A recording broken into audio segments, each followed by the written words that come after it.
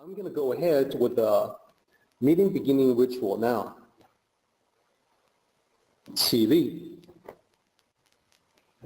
面向佛堂，参加先鞠躬，一鞠躬，再鞠躬，三鞠躬，参加各位的传世一鞠躬，开班一鞠躬，请坐下。Please be seated.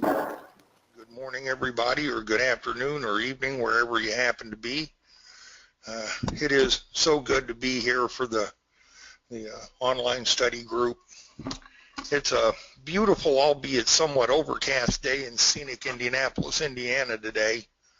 But, you know, it's a beautiful day to be above ground, so I'm not complaining.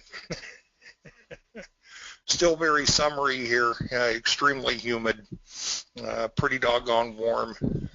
It's just a wonderful day to be alive.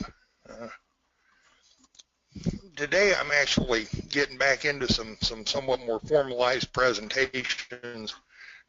The one from Florida was a little extemporaneous, but joyous nonetheless. This week I want to chat just a bit about change. Heaven knows this year, from actually December of last year on, this year has been a year of major change in my life in a number of ways. And it's a topic that I spend a fair amount of time thinking about anyway, just because it fascinates me. But having gone through this period of time, has provided me with some additional insight and some time to do some additional reflecting and introspection on the topic.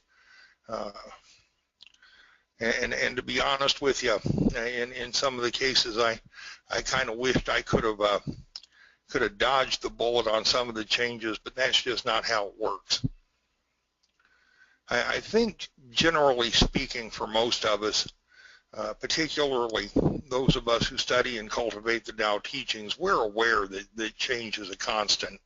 It's something we talk about fairly frequently. It's something we know. It's something we accept. It's not always something we like, but we know it's largely unalterable, and it's going to happen to us, and pretty much we accept that. It's also a source of some pretty significant fear and anxiety. And while some of us may not necessarily want to admit that, it's the truth nonetheless. It's something that most all of us resist, and I have to put myself in that same category with pretty much everyone else. Yeah, there are some changes that we're willing to accept, but there are an awful lot of them that we know we need to make, but really and truly don't even want to talk about, because they represent things in our lives where we could improve significantly, but the pain of improvement isn't necessarily always worth the trip yet. It is also the one absolute in both life and the Tao. It's one of the things, perhaps one of the shortest things Lao Tzu ever said, is that change is the only constant in the Tao. And as we go through life, knowing this at some kind of an intellectual level, we've managed to build up entire industries devoting to cheating, evading, and getting out from underneath change. The two that always come to mind for me are the beauty industry and the entertainment industry. When we consider the beauty industry, it has to do with two things and two things only: sex and defying the aging and change processes that go along with living. You know, when I was a kid, I was absolutely convinced that I was invincible and I'd be relatively good looking forever. Now I'm approaching 60, and I'm finally realizing that that's no longer the truth. However, I now belong to the segment of the fastest growing segment of the population, investing in anti-aging and beautification products. I don't happen to own any.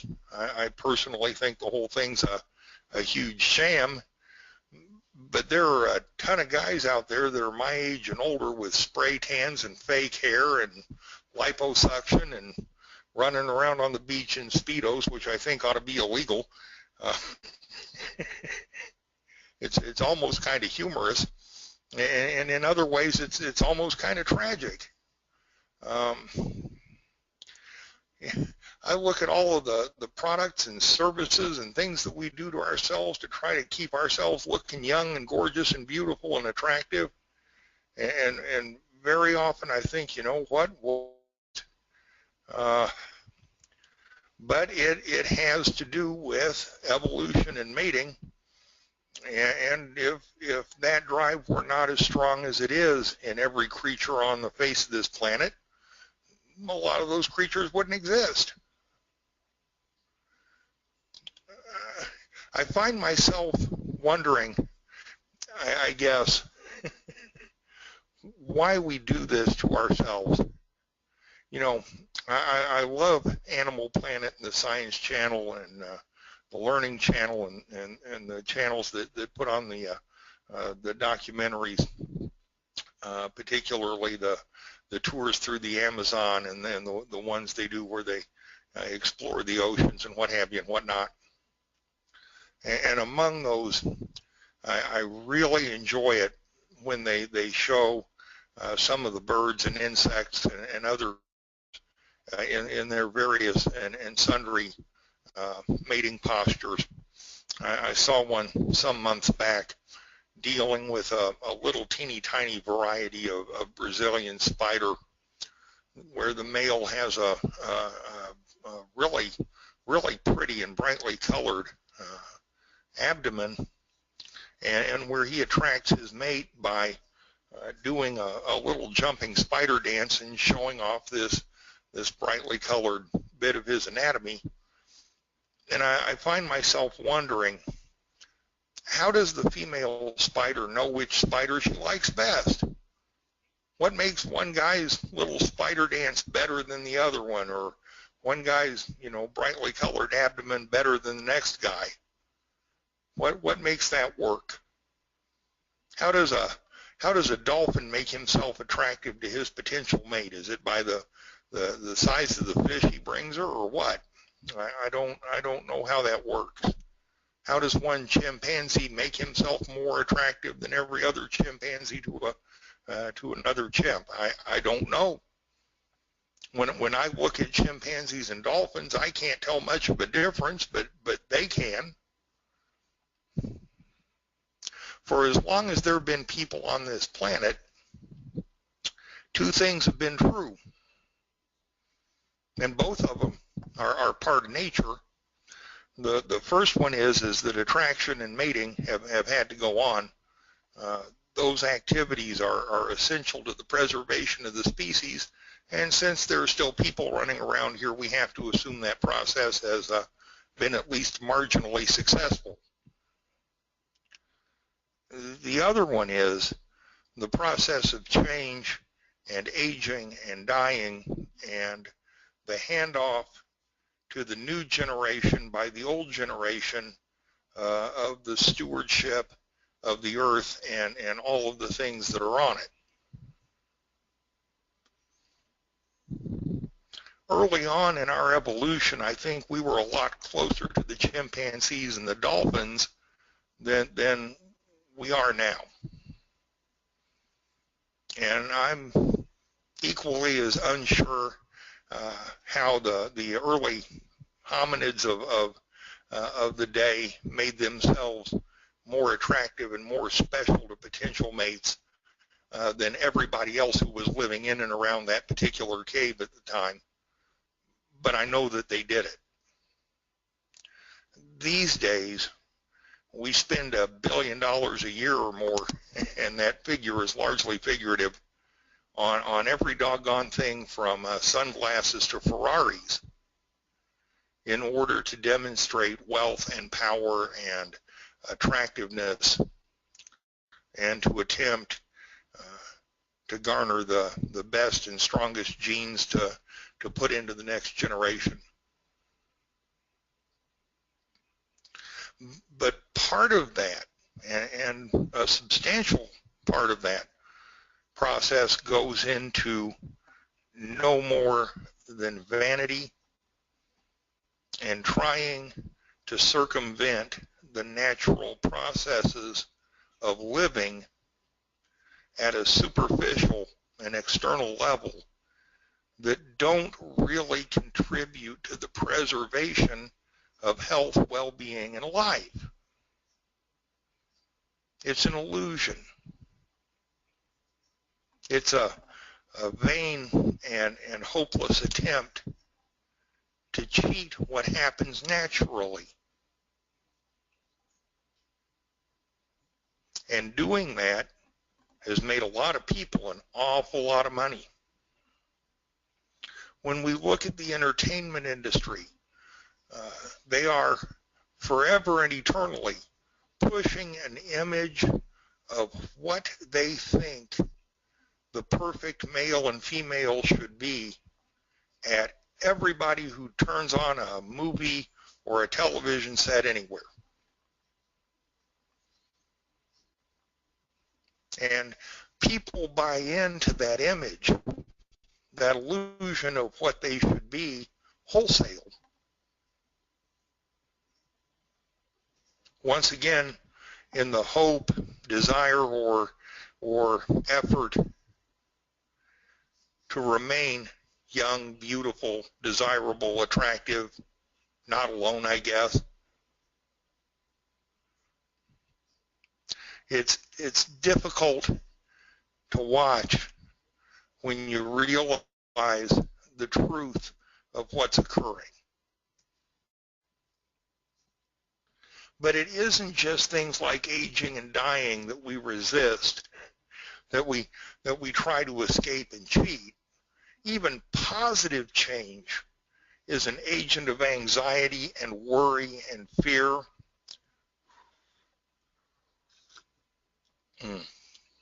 Pardon? Coffee. You know, in my life, I've probably known a dozen or more couples in relationships where I've known in my heart and soul that those two people should not have been together. At least not to every appearance that I ever saw. People who fought continually, who couldn't get along to save them both, who couldn't agree on anything at gunpoint, who sometimes found it difficult even to be civil with each other, and yet who would not get out of the relationship for whatever reason they could come up with to stay there.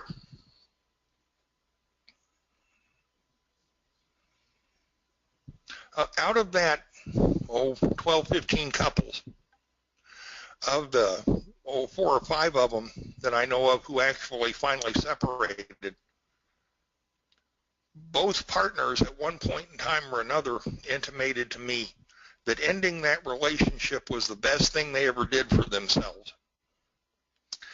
But in at least 2 of those cases, ending the relationship took over 10 years. We fear being alone so badly very often that we will remain in an unhealthy relationship for a decade or more just so we don't have to wake up by ourselves. If that's not a fear of a positive change, I don't know what is. Are there other ways to salvage that situation without necessarily ending a relationship? Sure.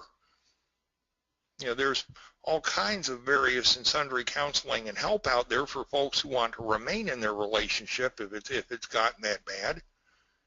But that represents yet another step in change that produces the very same fear and anxiety that people don't want to walk through. Once again, it can be kind of humorous on the surface to look at, but it's actually somewhat tragic And we do these sorts of things to ourselves continually. How's about the person who stays in a job he absolutely despises because he's afraid to go look for another job? Fear of positive change. What's the worst thing that can happen if you're in a job that you hate and you decide to go find another job? They find out you're looking and fire you? Well, okay, that change may be viewed as somewhat negative, but it may be the impetus required to put an individual in a place that they love. My wife, Paige, has recently lived through that very change. She was at a huge health provider here in the city, who will remain forever nameless at this point because they are enormous and well known. And her position was high visibility and high importance, but her boss couldn't manage. He couldn't make a decision, which put her in an untenable position. She lasted with him for about 2.5 years, which I call the old college try. You know, you don't want to bail prematurely on something that's salvageable or fixable. But when it became apparent that the situation was not going to improve, she did what I would have called extremely prudent and started looking for a better opportunity that was more in keeping with her philosophy and her abilities. And she found it. And so this morning at 3 a.m., she hopped on an airplane to head for Philadelphia to go manage one of their sites for them for a week. But this time she was happy to do it.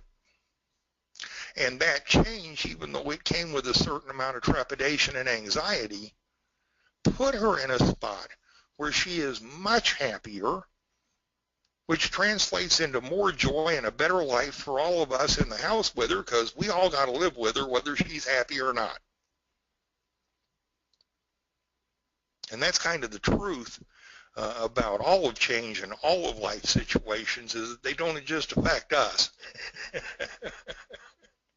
We take out how we're feeling on everybody around us. How's about folks like me who had 3 heart attacks and still smoke? And yes, I've had 3 heart attacks, and yes, I still smoke. I smoke much less than I used to, and I'm at the very verge of quitting. Paige and I both are. And that, once again, is prudent. But one might reasonably ask me, how come you haven't quit before now? Why didn't you quit at heart attack number 1? Wasn't that a clear enough warning signal for you? The doctor have to come hit you with something to get you to understand that it's bad for you? No, I didn't quit because the process sucks. It's painful and nasty and ugly, and I don't want to go through it. But I also do the best that I can to not lie to myself. and so I've known for some time that it's detrimental to my health, and so now I'm getting ready to go through the process, much as I'm not going to enjoy it. So yeah, there's fear and anxiety on the front end, but do any of you doubt on the back end that my quitting smoking is going to be a positive change in my life? Even when we're improving our health and our well-being, even when we're preserving our own existence, we will avoid change at all cost if we possibly can.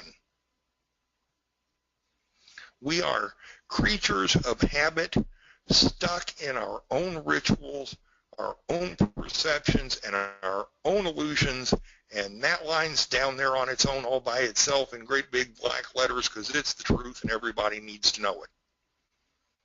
It is that understanding that allows us to free ourselves from the perceptions and illusions and rituals and affect positive change in our lives, even though we really don't want to sometimes.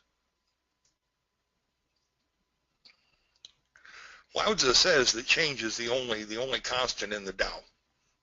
And so now I have to broach the question, gee, is there a healthier approach to change? Is there something we could do better? I very often am at the first item in my list here, which is acceptance, or at least tacit resignation. I know I got to do it, but I really don't want to. I think that's most of us at one time or another, maybe fairly frequently. I don't want to get older, but I know it's going to happen, ergo I am resigned, you know. I don't want to quit smoking, but I need to, therefore I accept. That's not necessarily embracing change with enthusiasm, but it's still maybe somewhat better than just trying to dodge it altogether.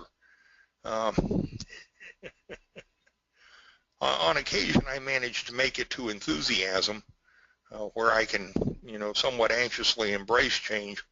But I truly am a creature of habit and ritual, and for me, consistency and sameness and the absence of alterations to my little daily plan I consider to be beneficial and worthwhile things. So I do the best I can to maintain that where I can. But every now and again,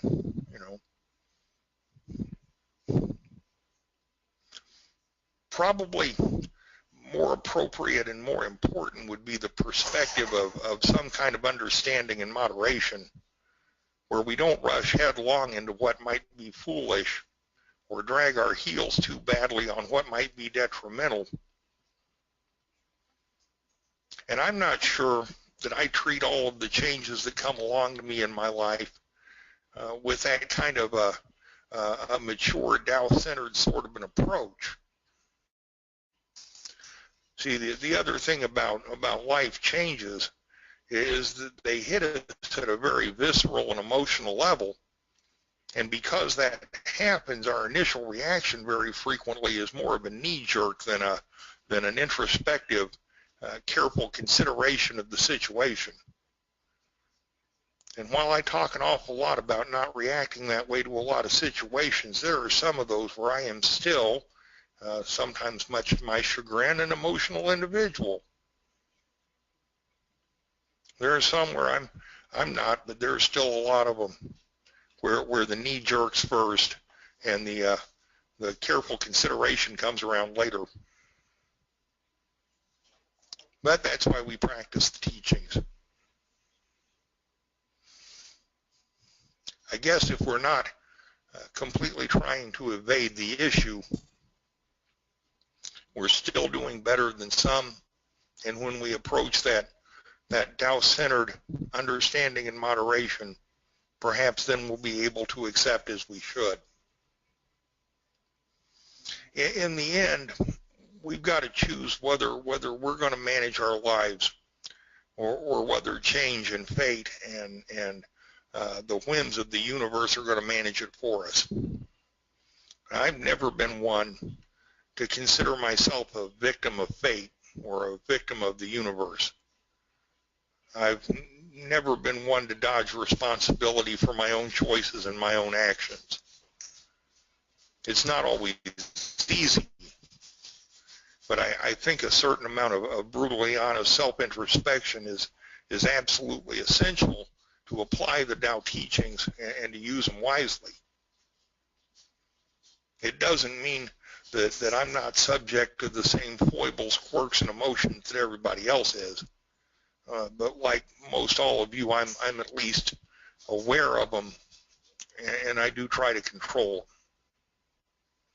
Which kind of brings us to the point of the whole thing, that being that we absolutely can use the Tao teachings to begin to understand the processes of change that move in our lives. And as we understand those processes and we understand the reasoning why, the way things move, and the way the processes work, whatever they are, then we can begin to make the choices that truly benefit us and take us forward in both our secular path and our spiritual path, the choices that make our lives truly work. Thank you all so much for letting me share with you. It's wonderful to be here. I'm happy to see all of you here, and I wish you all a wonderful, wonderful week. Thanks so much. Bill, thank you. A big welcome from the group for your return. So hopefully from this point on, you'll be back to a more regular schedule of presentations. We will be indeed. So Bill, from Fung, thank you, Bill, for another candid presentation as always. Welcome back. Your presentation is always inspiring. Thank you. From Alex, wonderful presentation, Bill. Your humility and wisdom shine through as always. So glad you are back. From Tim, you sound back to normal, Bill. Hope your vacation went well. It was stellar. Thank you. So I want to inject a comment on what you said about beauty and, societal expectations, standards that we human beings end up placing on one another, standard of beauty, male and female. So in the great tradition of Zhuangzi stories, there's one particular tale about a woman at that time who was such a great beauty that, people could not help but pay all of their attention to her. The men lusting after her, the women wishing to be like her. So when Zhuangzi observed this, he pointed out this great beauty, and he said, look, she is approaching the river. As she is approaching the river, the fish are swimming away, frightened. Oh, and now the human is approaching. The fish certainly are not finding her to be particularly attractive or any more beautiful than other human beings. Indeed, it is questionable that the fish see any difference between her and other people. So the point that Zhuangzi made was that oftentimes our standard of beauty is arbitrarily our own, and we have sometimes a tendency to make it seem like a universal standard, forgetting that to other species, there's probably not a whole lot of difference between the most beautiful, the most sought after member of our human race and the least attractive. So keeping everything in perspective, putting things in the right proportion, that's one of the great lessons of the Tao. It's the spiders, the dolphins, and the chimps. Yes. So Bill, lastly, from Martin. Thanks a lot, Bill. You'll be missed. Thanks, guys. I do appreciate it. Let's go ahead and do the meeting ending ritual, everybody.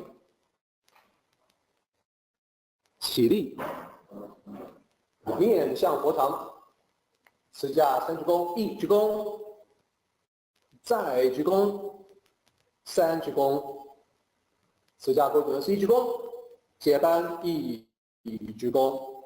Okay, everybody, we are done. Participate in the Tao meeting by joining us online. For information, go to taoism.net/Tao